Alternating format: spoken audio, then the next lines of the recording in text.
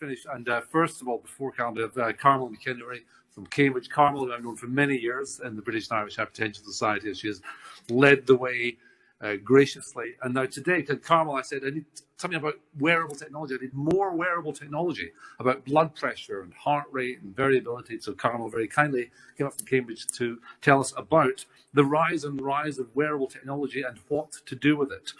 Carmel McEniery, please do. Thank you. Right, thank you very much, Adrian, and it's an absolute pleasure to be here in Edinburgh again. I spent a couple of years of my PhD up here, and it's always lovely to come back. So I'm going to give you a fairly whirlwind tour of wearable technology.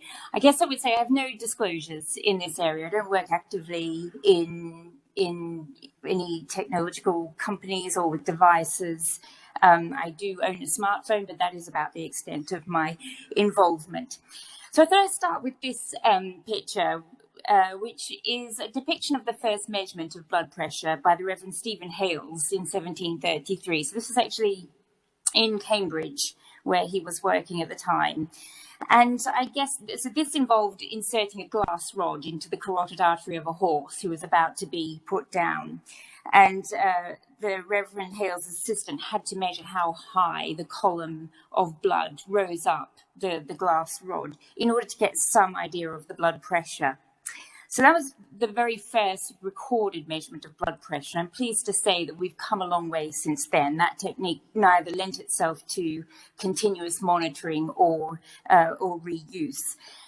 But we've come a long way in terms of blood pressure assessment, and I won't talk about blood pressure measurement the entire time. But with the advent of the modern sphygmomanometer, basically we could put numbers to this measure of blood pressure. But what's really interesting is that the physicians of the time, as you can see from the quotes on the screen there, really didn't appreciate the importance of blood pressure or high blood pressure. And actually, it was the actuaries working in life insurance companies in the US who first pieced together the importance of blood pressure and really drove on the field in terms of understanding why blood pressure might increase and also technologies. And I think there are actually some reasonably interesting parallels in terms of maybe these technology companies maybe actually realizing the importance of big data and available possibilities, possibly before, the clinicians and scientists working in the area, but time will tell. So I think these are maybe examples of very, very early wearables. So this is one of the earliest ambulatory blood pressure monitors. So you could argue it is wearable, but not very pleasant. It involved a relatively large pressure transducer sitting in the brachial artery, but the patient could carry it around with them, and recordings were made over a 24-hour period. And those of you working in the area of AF or cardiology, ECGs will all know the name Norman Holter, I'm sure, so drove the development of the Holter monitor. And this is possibly the earliest wearable ECG device. So it consisted of a very, very large backpack being worn, but which could transmit signals from an ECG connected to his body. So again, we've come a very, very long way in terms of technology, sensors, and now we are very much into this era of smart wearable technology. So these are consumer-grade connected electronic devices worn on the body or embedded into clothing, or indeed, in some instances, into the patients or volunteers themselves. Very sophisticated sensors, high processing power. It's thought that around 20% of individuals own a smart wearable, but that's probably very much open to interpretation. That number is also likely to grow fairly rapidly in the coming years. And I think adoption of this smart wearable technology has really been accelerated due to the coronavirus pandemic and, the growth and realization of the potentials of telehealth remote monitoring. So very, very basic principles. I'm sure everyone in the audience is aware of this anyway, but you can take signals from a sensor, whether that be a photoplethysmogram, some kind of pressure transducer. That signal needs to undergo some fairly intensive processing. Depending on the measurement, you can get a range of indices, which can then be presented in a very easy to interpret user interface. And that user interface links with all sorts of smart devices, such as smartwatches, fitness bands, earbuds, all other kinds of things. So actually, here's a diagram just showing the range of sensors that are available, realizable, particularly in the cardiovascular arena. There are likely to be many more in other health arenas, but I'll just focus on cardiovascular applications this afternoon. And I'll just talk through fairly briefly, because I don't want to bore you all. It's, as I said, it's a sort of whirlwind tour of where we're at with wearable technology. By no means comprehensive, but the main types of sensors that are currently being reported, tested, analyzed, published about are activity sensors, biometric, biochemical sensors, biomechanical sensors, and I'll just talk about some new approaches towards the end of my talk. Now, activity sensors, you might think about Fitbit, actigraph, maybe GPS devices. So these use accelerometer technology. Some of them use barometers, to measure height or altitude gained or lost, and GPS trackers give you measurements such as step count, impact force, speed, sedentary time, distance traveled. They can give you a fairly rough and ready estimation of calories burned. And their clinical applications tend to be in sort of wide-scale risk assessments, either in healthy individuals or those with cardiovascular risk factors or disease. They can be useful in terms of behavioral interventions, particularly involving physical activity, cardiac rehabilitation, potentially heart failure management, and also monitoring sleep abnormalities, just some of the applications. And I mean, this is purely one example, say a Garmin wristwatch, which interfaces with a smartphone application. I don't know how many of you in the audience share a household with someone who is absolutely obsessed with the information coming with one of these devices. I happen to share a household with one, and I get daily updates on step counts. Haven't got my steps yet, need to get my steps, etc., etc. I think it's a fairly common theme and likely to become more so. Interestingly, I guess a recent development is this sort of linking between Garmin Health and Actigraph in order to develop wearable solutions for clinical trials. So this is very, very much on the agenda of these device technology companies to be involved in clinical trials as biomarkers, endpoints, etc., and providing the technology and the platforms to make some of those measurements within clinical trials possible. In terms of biometric sensors, then we've already heard quite a lot about ECG this afternoon, and also photoplethysmography. They're the main two in terms of wearable sensors for measurements such as heart rate or pulse rate. We can derive measurements of heart rate variability, so HRV, cuffless blood pressure potentially, things like cardiac output, stroke volume, so getting some indication of underlying hemodynamics.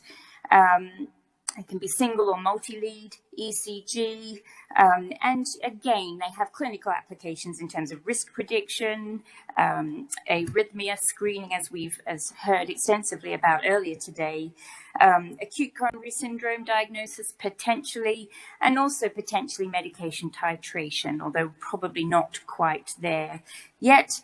So examples of some devices, so an ECG in a t-shirt. So these are devices that have been published upon. I'm not going to go through all of those publications, but they are available, or if anyone wants to email me afterwards, I can point you in the direction of references for some of these devices or technologies. And of course, things like the Apple iWatch to detect atrial fibrillation are now being published. There are very large-scale pragmatic trials, studies being run, and I'm sure you'll hear more about those types of studies from our next speaker, and published in very, very good journals, which is really, really encouraging to see. Now, so I think in terms of atrial fibrillation detection, that field is going ahead very, very quickly, rapidly, successfully. I think blood pressure is far less, although the progress has been far less successful. So I thought this was a joke when I first saw it, but actually there was a patent application submitted for these blood pressure sensing underpants. I haven't seen any more data coming from the company that produced these, but apparently they did take a signal from around the waistband of this pair of underpants, and apparently you could actually have your blood pressure assessed just while going about your normal daily activities wearing the underpants. But I think in terms of cuffless blood pressure, other technologies are coming along. I think the future is definitely in terms of cuffless blood pressure. I think the oscillometric cuff, it's connected to a sometimes heavy device, even ambulatory blood pressure monitors. You have a cuff blood pressure, it annoys patients, they don't like it, they don't wear it, they're not compliant. So cuffless blood pressure is definitely the way forward. And there are various approaches for this. So this approach here that you can see is just one. So you take a photoplethysmography or a bioimpedance signal here, sorry. There are other volume plethysmography signal devices available. Basically, one might imagine a device that just utilizes a disposable patch that has miniaturized electronics for collecting, storing the data. You take the patch off and send it, or now probably upload the data from it via some smartphone app, and it eliminates the need for that inflating cuff whilst providing continuous non-interfering blood pressure measurements. So that's certainly one very promising way forward. There are other approaches as well, using arterial tonometry, so a device that's physically attached to the wrist, so like a wristwatch, but actually presses down on, for example, the radial artery, equalizing the pressure signals in that vessel. And from that, you can then get a pressure waveform that, if calibrated against a cuff measurement, you can get reliable measurements of blood pressure. Now, I say reliable, but actually, as I said, I think the field still has a considerable amount to do before these cuffless techniques really are ready for widespread adoption and use. And whereas the AF data are published in the New England Journal of Medicine, here we have a review published in Hypertension very recently, but still questioning where we're at with this technology, and basically saying much more validation work needs to be undertaken before these devices are really ready for use. In terms of other sensors, so biochemical sensors, a variety of electrochemical transducers can be used. They seem to be mostly used in the areas of blood glucose monitoring, diabetes, etc. And they might be invasive or non-invasive, and sweat and saliva have also been used as targets or tools for these technologies to derive data from. So obviously they're useful in terms of monitoring electrolyte abnormalities, continuous blood glucose monitoring in diabetics, which is very obvious, and potentially also in terms of heart failure management. So we have things like these smart tattoos that can be placed on the skin surface, and due to they're able to constantly monitor molecular changes in glucose levels just through various techniques, either to do with fluorescence emissions in response to light excitation, or here we have another wearable non-invasive glucose sensor called the sugar beet device. I've not seen it being used. It's based on the principle of reverse iontophoresis. So basically applying electrical current across the skin and being able to sample interstitial fluid for glucose concentrations. So very, very interesting developments in this particular area. And then finally, we have biomechanical sensors. So I don't really know what most of these words mean, actually, but ballistocardiograms, seismocardiograms, dielectric sensors. So they enable measurement of hemodynamic parameters such as cardiac output, stroke volume, lung fluid volume, changes in intravascular volume potentially, as well as body weight.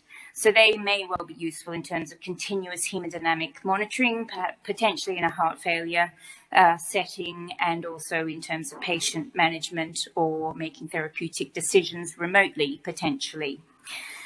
So some examples of these techniques. So we have these smart socks for diabetics.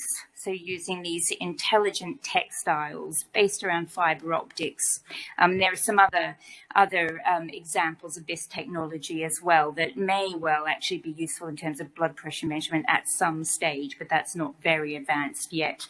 So these socks monitor locations and ranges of motion, which could be problematic. So for prevention of foot ulcers, for example. We also have other wearable vests for heart failure patients. So again, this is based on the technique of bioimpedance. So we get volume changes or an assessment of volume changes, which might indicate changes in intravascular volume status, might allow for maybe proactive monitoring rather than reactive therapy if we can detect early signs of volume status abnormalities, for example. Other approaches as well, I'll just talk about one really, just before I talk about sort of challenges in taking this area forward. So this is really interesting. I don't think I know enough about it to really be able to make any particular judgments about it, but it's an artificial intelligence-based technology. So it's quite different in terms of the realm of blood pressure measurement. So this technique utilizes transdermal optical imaging. So we heard Lise talk a little bit earlier about recognizing different light patterns in the skin. And this is very much based around that same technique of being able to detect different wavelengths of light reflected off the skin and the various layers of skin. And it converts that information via proprietary algorithms into an arterial pressure waveform. And so you can start to get some information out about blood pressure and then potentially lots of other hemodynamic indices related to blood pressure from that TOI signal. So basically, the participant takes a selfie video, so using artificial intelligence and this TOI technique, this imaging technique, then facial blood flow data are extracted from that smartphone app, and then that signal is sent to a cloud-based AI engine, and then that is where all the data processing occurs to apply these AI models in order to, provide information about blood pressure and other parameters. So this is very new. Lots of validation studies are currently underway. I would suggest it's not received broad-scale acceptance yet, but Adrian was telling me he's seen this technique used. He knows something about it. I think it's gradually infiltrating the market, but still a very long way off being adopted in any widespread scale. So just to finish with, I thought I'd just touch upon some of the advantages and also challenges of wearable technology in healthcare and clinical research. And so this isn't by no means an exhaustive or even definitive list. I've just tried to draw out common themes in the various publications that have been produced in this area of wearable technology. So I think advantage-wise, then these technologies potentially will allow continuous monitoring of patients in their natural settings, so not in the clinic, and that potentially overcomes that sort of snapshot of information that gets taken within the clinic and allows patients to be monitored over much longer times in a more natural environment for them, and then provides a very, very detailed, in-depth set of data, which may assist a deeper understanding of variability of disease characteristics and potentially variability of treatment responses. I think it may ultimately allow for improved quality of subjectively reported outcomes. So patients are able to report outcomes over a smartphone app rather than the traditional diary reporting method where compliance was always reasonably limited. And it presents opportunities for combining very deep phenotyping data extracted from these wearables with other detailed data sets, for example, genetic information, if that's held on patients or participants in various studies. I think in terms of clinical trial design and development, then obviously the technology allows for extremely large data sets. And I'm sure you'll hear a lot more about that in the next talk. There's a greatly reduced burden on participants, so fewer or no study visits. And, that goes along with very pragmatic clinical trial designs. It allows for improved communication with trial participants, sending reminders, giving encouragement, positive feedback, and may also translate into improved compliance, or at least the opportunity for improved monitoring of compliance levels.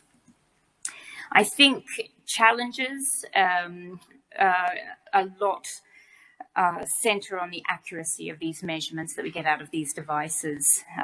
So I said some here, probably a lot of the measurements, blood pressure in particular, require much more improvement in evaluation before widespread adoption.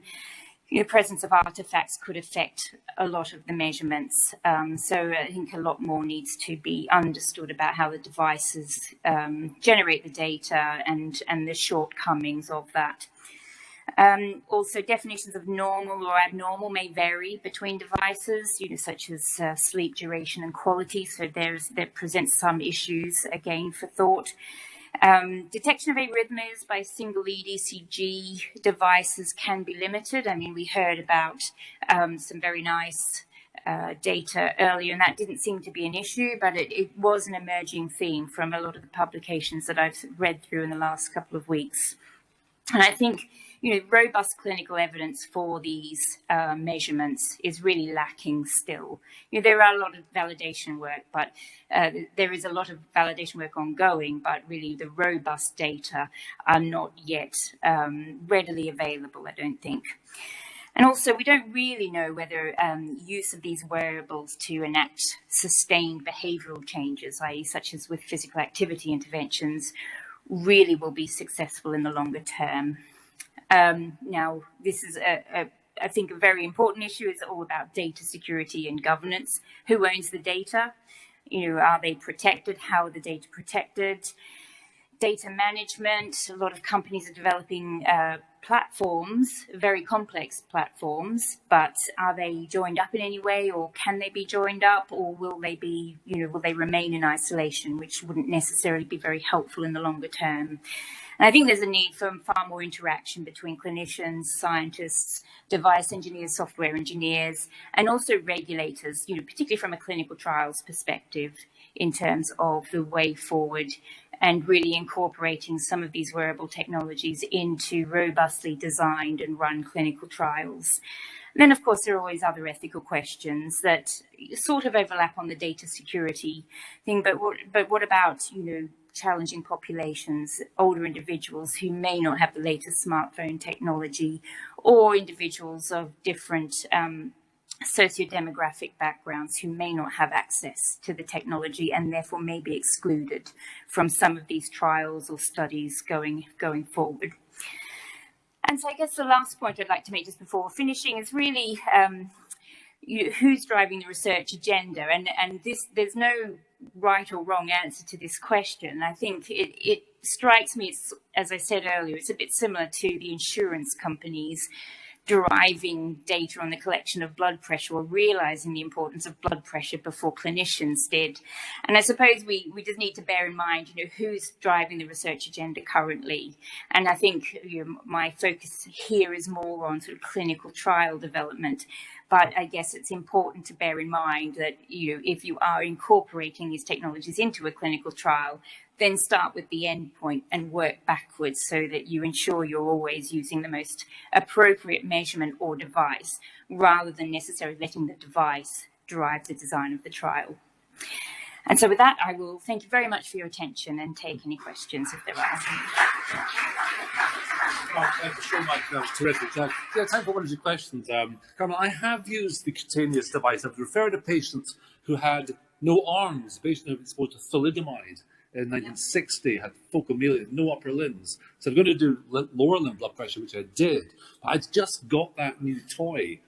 And so I calibrated it myself, the nurse, and a family member, and it looked incredibly close. This is with a simultaneous Omron Volve.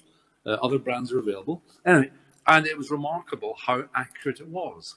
But with all this technology, the question, Carmel, is, shouldn't we as the British and Irish Hypertension Society, which you've been secretary on committee for years, this needs an august voice of gravitas to tell us how to validate them, because BIHS have done it for blood pressure machines, and these are just machines. Don't you think this is time for a proper scientific body to establish how we validate these devices? Yeah, no, you're absolutely right, Adrian. And yes, because otherwise you just get guidelines or other guidelines. I think this presents an opportunity for academic societies like the BIHS, other societies as well, to really have a strong hand in how validation studies go ahead and how to really provide robust validation data. We've done, as you said, for ambulatory blood pressure monitors, for new monitors that come on the market. And so this really does present a unique opportunity to, again, lend expertise to this area. So yeah, I think it's a very, very important area going forward. To committee. You're still on committee, aren't you? No, I'm not. Well, neither of us on committee. Anyway, any last final points? I think this is Professor McRae, because I think it is such a. I've got two projects running, and I don't know if I believe my own data.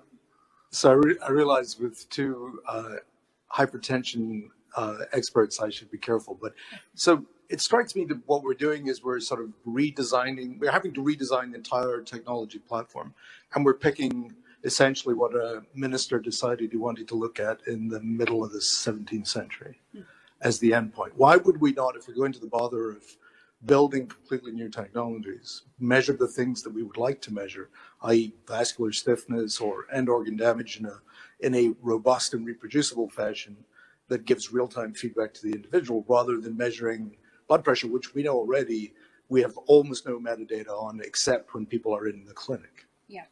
Yeah, great question, great point.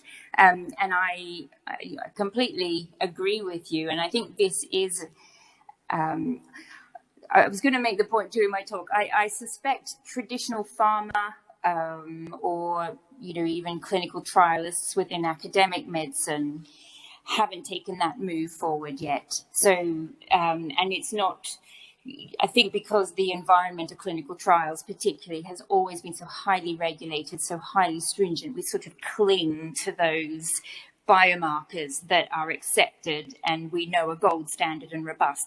And it's quite a big leap forward to then not necessarily ignore those biomarkers, but to start to embrace other more novel technologies and biomarkers, or combinations of biomarkers that might be available from these technologies. But I think that will be quite a big step forward, I think, and it might be some time in coming. And I think that does require collaboration between regulators, FDA, etc., and clinician scientists and the pharma industry, if we're talking about drug design and development. And I'm not sure that collaboration is really in place yet. Great question, great answer, Carmel. Carmel McEniery, thank you very much for a fantastic talk. Really, thank you.